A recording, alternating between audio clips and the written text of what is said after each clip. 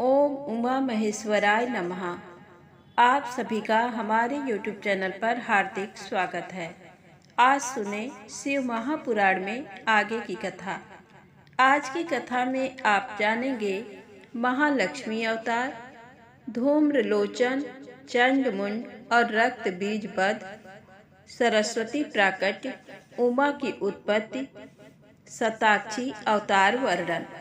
तो प्रेम से बोले शंकर भगवान की जय हो। ऋषि बोले, दैत्यों के कुल में जन्मे महादैत्य रंभासुर का महिषासुर नामक पुत्र महावीर और पराक्रमी था।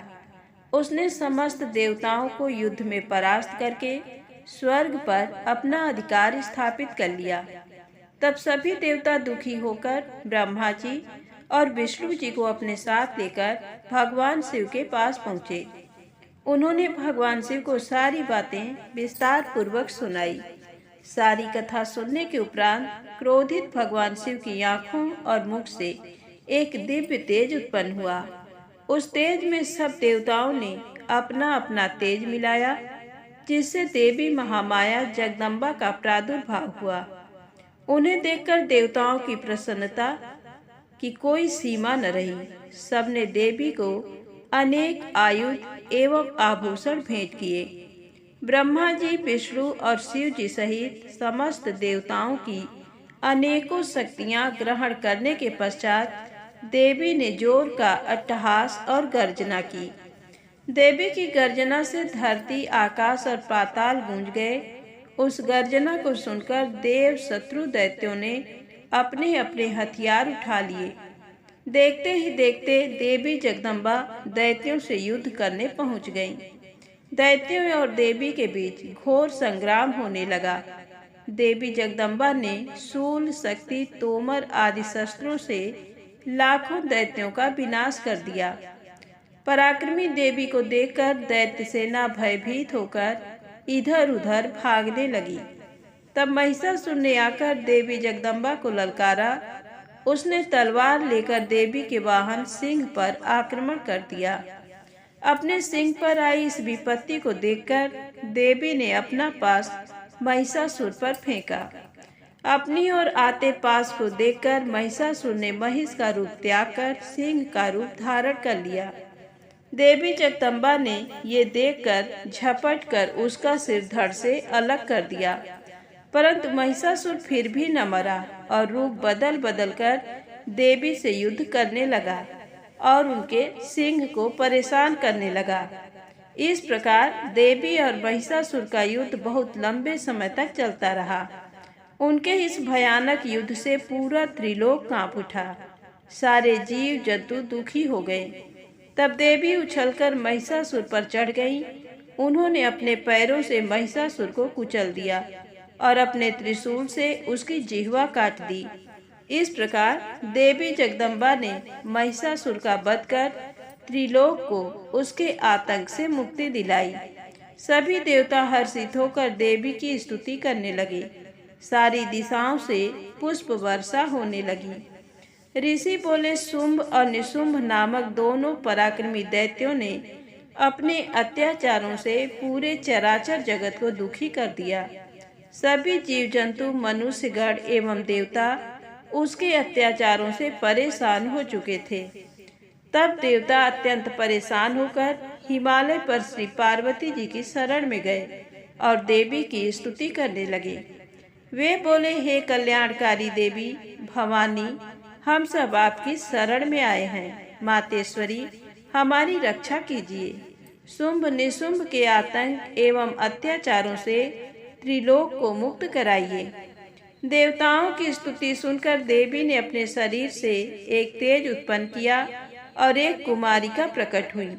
सब देवताओं ने हाथ जोड़कर और सिर झुकाकर देवी की स्तुति की। तब पार्वती जी बोली, देवगण, मेरे कोष से निकलने के कारण ये कौशिकी नाम से प्रसिद्ध होंगी और मातंगी नाम से जग प्रसिद्ध होंगी। ये कहकर देवी अंतर ध्यान हो गईं और देवता अपने स्थान को लौट गए। देवी कौशिकी वहीं हिमालय की गुफा में रहने लगी। एक दिन शुंभ निशुंभ के सेवकों ने उन्हें देख लिया। तब उन्होंने जाकर शुंभ निशुंभ से उनके रूप सौंदर्य की प्रशंसा की और कहा कि वह तो नारियों में रत्न है, उसे आपके महल की शोभा बढ़ानी चाहिए। तब देवी की प्रशंसा सुनकर शुंभ निशुंभ ने अपना दूत वहां भेजा। तब दूत ने जाकर देवी से कहा, मेरे स्वामी शुंभ निशुंभ आपके रूप की प्रशंसा सुनकर आपसे विवाह करना चाहते हैं। उन्होंने विवाह का प्रस्ताव लेकर ही मुझे यहाँ पर भेजा है। दूत की बात सुनकर देवी बोली, दूत जाकर तुम अपने स्वामियों से कहो कि मैंने ये प्रतिज्ञा कर रखी है कि जो भी मुझे युद्ध में परास्त कर देगा मैं उसी से विवाह करूंगी। अपने स्वामियों से कहो आकर मुझसे युद्ध करें और मुझे हराकर अपने साथ ले जाएं। दूत ने शुंभ निशुंभ को सारी बातों से अवगत कराया। सारी बातें सुनकर शुंभ और निशुंभ क्रोधित हो गए। उन्होंने अपने सेनापति धूम्रलोचन को आदेश दिया कि तुम उस नारी को यहाँ लेकर आओ। यदि वह प्यार से न आए तो जबरदस्ती उसे उठा लाना। अपने स्वामी की आज्ञा पाकर धूम्रलोचन हिमालय पर्वत पर देवी को लेने पहुंचा। जब देवी कौशिकी ने चलने से मना किया तो वह देवी पर शस्त्र लेकर झपटा। देवी ने उसे भस्म कर दिया और सिंह ने दैत्य सेना को तितर बितर कर दिया। तब शुंभ निशुंभ को धूम्रलोचन के मारे जाने का समाचार मिला तो वे गुस्से से भर गए। उन्होंने चंड मुंड और रक्त बीज को देवी को लाने वहां भेजा और आदेश दिया कि यदि वह न आए तो उसका वध कर देना। वे दैत्य देवी के पास गए और बोले, सुंदरी तुम प्रेम पूर्वक शुंभ निशुंभ में से किसी को भी अपना पति बना लो और खुशी से राज्य करो। ये सुनकर देवी बोली, हे दैत्यों, मैं तो सूक्ष्म प्रकृति हूँ। ब्रह्मा विष्णु सहित सभी देवता मेरी आराधना और स्तुति करते हैं। यदि तुम में शक्ति है तो मुझे युद्ध में हराकर जहाँ चाहो ले जा सकते हो। देवी यदि आप ऐसा ही चाहती हैं तो ठीक है। ये कहकर दैत्यों ने देवी पर बाणों की वर्षा करनी शुरू कर दी। तब क्रोधित देवी ने अपने खड्ग से चंड मुंड और रक्त बीज का वध कर दिया। राजा ने कहा, चंड मुंड और रक्त बीज के मर जाने पर शुंभ निशुंभ ने क्या किया?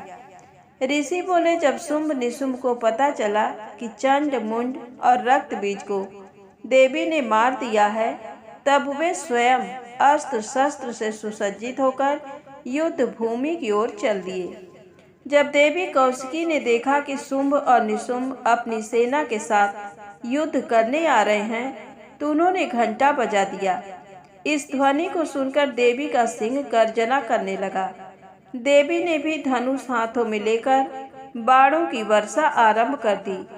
जब शुंभ और निशुंभ ने देवी कौशिकी के अद्भुत रूप सौंदर्य को देखा तब देवी को देखकर वे बोले, हे सुंदरी, आप इस कोमल शरीर के साथ युद्ध करेंगी? उनकी बात सुनकर देवी ने अत्यंत क्रोधित होकर बाण, त्रिशूल एवं परशु से एक साथ उन पर आक्रमण आरंभ कर दिया। देखते ही देखते युद्ध क्षेत्र में रक्त की नदियां बह निकली। दैत्य सेना देवी के प्रहारों के सम्मुख फीकी पड़ने लगी। दैत्य इधर उधर भागने लगे। अपनी विशाल सेना को इस प्रकार भयभीत होकर इधर उधर भागते हुए देखकर निशुंभ देवी के सम्मुख जाकर बोला, देवी, यदि युद्ध करना ही है तो मुझसे करो। बेचारे सिपाहियों को क्यों मार रही हो?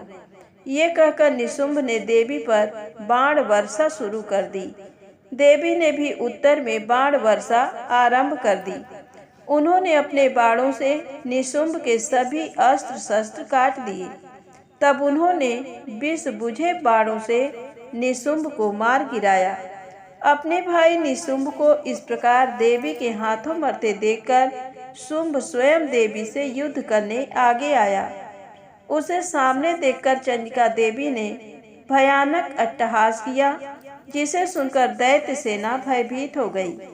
तब शुंभ ने प्रज्वलित शक्ति से देवी पर आक्रमण किया। देवी ने अपने बाणों से उसके टुकड़े टुकड़े कर दिए और हाथ में त्रिशूल लेकर उसे शुंभ की छाती में घोंप दिया। तत्पश्चात घायल शुंभ देवी को मारने के लिए दौड़ा परंतु देवी ने चक्र से उसका सिर काट दिया। ये देखकर अन्य दैत्य पाताल लोक को चले गए। ऋषियों ने पूछा, हे सूत जी, अब आप हमसे देवी उमा के अवतार एवं प्रादुर्भाव की कथा का वर्णन कीजिए। तब ऋषियों के प्रश्न का उत्तर देते हुए सूत जी बोले, एक बार की बात है, देवताओं की युद्ध में विजय हुई। विजयी होकर देवताओं को बहुत घमंड हो गया और वे अपनी बहादुरी की बहुत प्रशंसा करने लगे। तभी एक कूप के रूप में तेज प्रकट हो गया। उस तेज को एकाएक देखकर देवता घबरा गए। देवराज इंद्र ने उस तेज की परीक्षा लेने के लिए सर्वप्रथम वायुदेव को वहां भेजा। वायुदेव उस तेज की परीक्षा लेने के लिए वहां पहुंचे। उन्होंने तेज के पास जाकर पूछा, तू कौन है? तब तेज ने भी यही प्रश्न वायु से किया। वायुदेव ने अहंकार से कहा, मैं इस जगत का प्राण हूँ, मेरे द्वारा ही ये जगत चल रहा है। ये सुनकर तेज ने कहा कि इस तिनके को जलाकर दिखाओ तो मैं तुम्हें शक्तिशाली समझ सकता हूँ। परंतु वायुदेव अपनी सारी ताकत लगाकर भी उस तिनके को हिला भी नहीं सके। तब लज्जित और हारे हुए वे देवराज इंद्र के पास पहुँचे। देवराज इंद्र को जब ये सब बातें ज्ञात हुई तो उन्होंने एक एक करके सब देवताओं को उस तेज की परीक्षा लेने के लिए भेजा, लेकिन सभी देवता परास्त होकर वापस आ गए। तब स्वयं इंद्र उस दिव्य तेज की परीक्षा लेने के लिए गए। जैसे ही इंद्र उस स्थान पर पहुंचे, वह तेज अंतर्धान हो गया। ये देखकर देवेंद्र आश्चर्यचकित रह गए। तब उस तेज को दिव्य और शक्तिशाली जानकर मन ही मन इंद्र उनकी स्तुति करने लगे और इंद्र बोले, मैं आपकी शरण में आया हूँ, कृपा कर मुझे दर्शन दो। चैत्र मास के शुक्ल पक्ष की नवमी के मध्याह्न का समय देवी उमा ने प्रकट होकर देवराज इंद्र को दर्शन दिए। देवी उमा बोली, हे देवराज इंद्र, ब्रह्मा, विष्णु और शिव भी मेरी स्तुति करते हैं, अन्य देवता भी मुझे पूजते हैं। मैं परम ब्रह्म प्रणव स्वरूप देवी हूँ। मेरी ही कृपा से तुम्हें विजय श्री प्राप्त हुई है, इसलिए अपने अभिमान और घमंड को त्याग कर मेरा स्मरण करो। ये कहकर देवी शांत हो गई।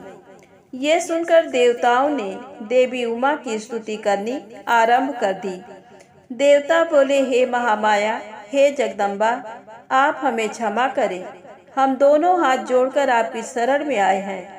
हमसे जो गलती हो गई है उसे भूलकर हम पर अपनी कृपा दृष्टि रखें। ये कहकर देवता देवी माँ की स्तुति करने लगे। सूत जी बोले, ऋषिगण, एक बार की बात है, एक महापराक्रमी रुद्र के पुत्र दुर्गम ने ब्रह्मा जी की कठोर तपस्या की। उसने ब्रह्मा जी से वरदान में वेद प्राप्त कर लिए। वह अपने को महाशक्तिशाली समझने लगा और वह देवताओं को कष्ट देने लगा। उसने पृथ्वी पर उपद्रव करने प्रारंभ कर दिए। वेदों के न रहने पर सारी क्रियाएं चली गईं। ब्राह्मणों ने धर्म का त्याग कर दिया। प्रजा पर यह संकट आया हुआ देखकर सभी देवता देवी उमा की शरण में गए। देवता स्तुति करते हुए बोले, हे महादुर्गे, हे जगदम्बिके, जिस प्रकार आपने शुंभ निशुंभ का वध करके हमारी रक्षा की, उसी प्रकार इस दुष्ट का भी वध करके अपने शरणागतों की रक्षा करो। इस प्रकार देवताओं की स्तुति सुनकर देवी की आंखों में आंसू बहे। तब उस जल की धाराओं से धरती पुनः हरी भरी हो गई। वृक्ष और औषधियां फलने फूलने लगी। नदियां, तालाब और समुद्र जल से सराबोर हो गए।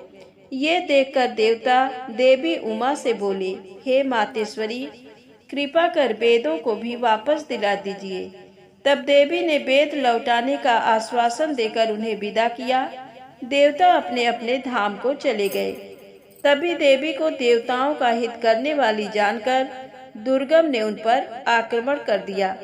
देवी ने भी पलटकर वार करना आरंभ कर दिया। देखते ही देखते देवी उमा और दुर्गम के बीच भयानक युद्ध होने लगा। चारों ओर से बाणों की वर्षा होने लगी। उस समय देवी उमा बहुत क्रोधित हुई। तब उनके शरीर से काली, तारा, छिन्नमस्ता, श्री विद्या, भुवनेश्वरी, रौरवी, बगुला, थम्रा, त्रिपुरा, मातंगी नामक 10 देवियां प्रकट हुई। देखते ही देखते देवियों ने दैत्यों की 100 अछौहिड़ी सेना का नाश कर उसे तितर बितर कर दिया। तत्पश्चात देवी ने अपने त्रिशूल से दैत्येंद्र दुर्गम का वध कर देवी ने उससे वेद छीनकर देवताओं को सौंप दिए। प्रसन्न देवता महामाया देवी उमा की स्तुति करने लगे। देवता बोले, हे मातेश्वरी, आपने हमारी रक्षा के लिए अनंताक्षी भय रूप रखा, इसलिए आप शताक्षी नाम से जग प्रसिद्ध होंगी। शोक द्वारा लोकहित करने के कारण शाकुंभरी और दुर्गम नामक दैत्य का वध करने के कारण दुर्गा कहलाएंगी। हे महाबले, हे ज्ञानदायिनी, हे योग निद्रे, हे विश्वजननी, हम आपको नमस्कार करते हैं। आप सदा हमारा कल्याण करें और सबकी रक्षा करें। तब देवताओं को उनकी रक्षा का आश्वासन देकर देवी अंतर्धान हो गईं। अब सुने क्रिया योग वर्णन। एक बार महामुनि व्यास के पूछने पर सनत कुमार जी ने उन्हें महादिव्य क्रिया योग और उसके फल के विषय में बताया। सनत कुमार जी बोले, हे महामुनि, ज्ञान योग, क्रिया योग और भक्ति योग भक्ति और मुक्ति प्रदान करने वाले हैं। ज्ञान, आत्मा और हृदय का मिलन ही क्रिया योग कहलाता है। इसी योग के साथ वाह्य अर्थ का संयोग क्रिया योग कहलाता है। कर्म से भक्ति, भक्ति से ज्ञान एवं ज्ञान से मुक्ति प्राप्त होती है। योग ही मुक्ति का एकमात्र मार्ग है। पत्थर, लकड़ी एवं मृत्तिका से देवी का मंदिर बनवाने, प्रतिदिन यज्ञ करने से एक सा पुण्य प्राप्त होता है। इस लोक में श्री पार्वती जी की मूर्ति का निर्माण कराने वाला निश्चय ही दुर्गा लोक को जाता है। देवी का मंदिर बनवाने से पुण्य की प्राप्ति होती है। देवी की मूर्ति की स्थापना कर उसके चारों ओर पंचाहना देवी की स्थापना करने से असंख्य पुण्य की प्राप्ति होती है। सूर्य और चंद्र ग्रहण के समय विष्णु सहस्त्र नाम के पाठ से कई गुना अधिक फल देवाधिदेव शिव जी का नाम जपने से मिलता है। देवी का नाम जपने से उससे भी अधिक पुण्य मिलता है। नित्य प्रति देवी उमा का नाम जपने से दुर्गा जी के गण पद की प्राप्ति होती है। जो मनुष्य माँ उमा का धूप दीप नैवेद्य से पूजन करते हैं, मंदिर को लीपते हैं या उसे साफ करते हैं, उन्हें उमा लोक की प्राप्ति होती है। कृष्ण पक्ष की अष्टमी, नवमी तिथि को श्री सूक्त, देवी सूक्त आदि का पाठ कर देवी पर पुष्प अर्पित किए जाते हैं। देवी को कमल का पुष्प या सोना चांदी अर्पित करने से परम गति की प्राप्ति होती है।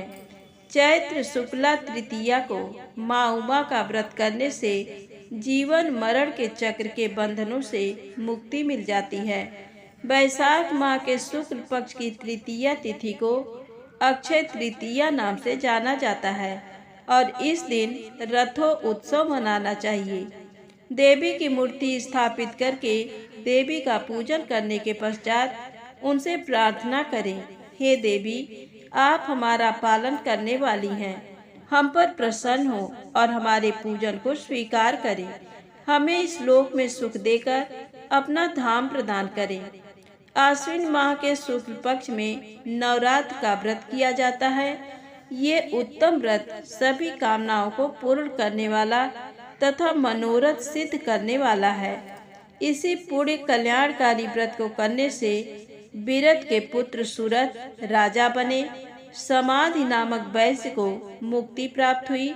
इसी प्रकार विधि विधान से नवरात्र व्रत को पूरा करने से सभी अभीष्ट फलों की प्राप्ति होती है। इस व्रत को करने से देवी उमा स्त्रियों के सौभाग्य की रक्षा करती हैं तथा इस व्रत के प्रभाव से विद्या, धन, पुत्र आदि की प्राप्ति होती है।